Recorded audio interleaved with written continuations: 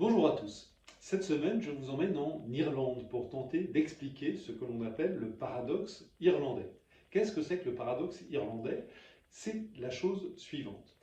Je l'explique souvent, une langue, pour vivre, a besoin d'avoir un statut, d'avoir des dispositions qui assurent sa présence dans les écoles, dans les entreprises, dans les administrations, dans les médias, etc., etc., ce qu'on appelle un statut officiel. Or, c'est le cas de l'irlandais depuis que l'île a accédé à l'indépendance il y a environ 100 ans, et pourtant, cette langue est en déclin. Sur une population de 5 millions de personnes, on ne compterait plus que 100 000 locuteurs réguliers.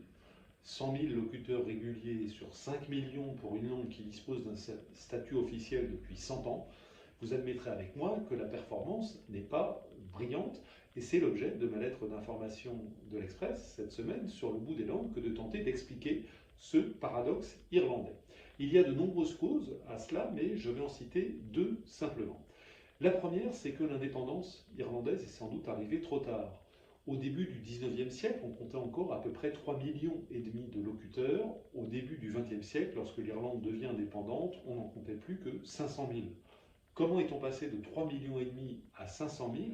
Essentiellement à cause de ce qu'on a appelé la grande famine qui a ravagé l'île au milieu du 19e siècle et qui a tué ou forcé à l'émigration 3 millions de personnes et donc quasiment 3 millions de locuteurs.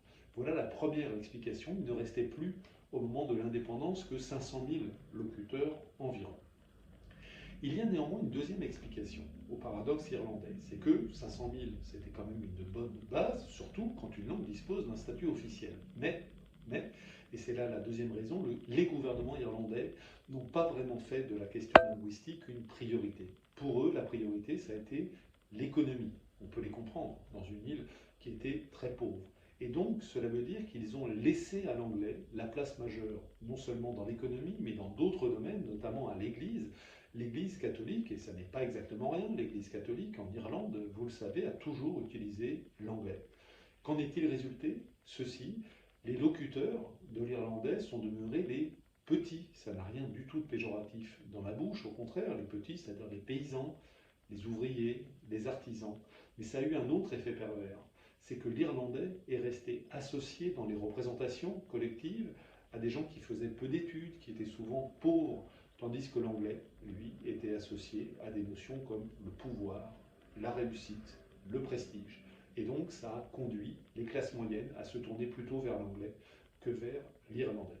Voilà deux raisons qui expliquent le paradoxe irlandais. Faut-il en conclure que le statut officiel ne sert à rien? Surtout pas. Surtout pas pour la raison suivante. Sans son statut officiel, il est probable que l'irlandais aurait déjà disparu aujourd'hui. Il ne reste que 100 000 locuteurs, certes, mais il reste 100 000 locuteurs. Et ces locuteurs ont des droits. Par exemple, quand des familles souhaitent que leurs enfants apprennent l'irlandais à l'école publique, elles en font la demande et l'administration est obligée de les créer, de vous à moi. On aimerait qu'il en soit autant dans les écoles publiques, en Bretagne, au Pays Basque, dans les zones occitanes, en Corse, en Alsace, en Outre-mer, etc., etc. Ça n'est pas le cas en France. Donc un statut officiel, c'est important, c'est indispensable, ça ne suffit pas, il faut une politique d'accompagnement qui lui permette de réussir. Voilà, plus de détails, comme d'habitude, sur la version écrite de ma lettre d'information. Pour la recevoir, vous le savez, c'est très simple. Vous allez sur un moteur de recherche ou sur le site de l'Express, vous tapez sur le bout des langues, vous entrez votre adresse et vous la recevez automatiquement chaque mardi. Je vous remercie et je vous dis à la semaine prochaine.